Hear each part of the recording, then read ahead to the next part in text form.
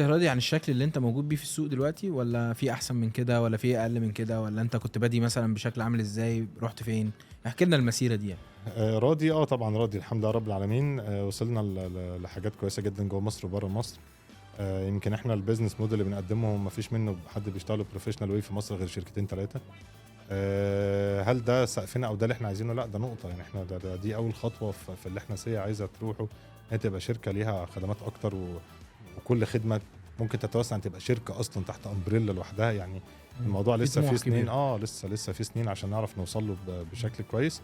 ولكن أنت راضي على اللي وصلت له في الفترة دي؟ طبعًا. أول خطوة كنت إن أنت بس تقنع الناس بالbusiness model. أنا عايز أقول لك إحنا أول ما عملنا الbusiness model بتاع ساعتها كان مرفوض بشكل رهيب جدًا. يعني إيه تشتغل outsourcing مدير قطاع تجاري؟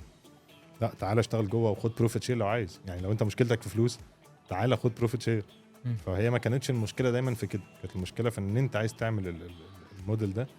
قعدنا فترة كبيرة جدًا عشان الناس تبتدي تقتنع بيه. هل انت تقدر تاخد اكتر من مشروع في نفس التوقيت؟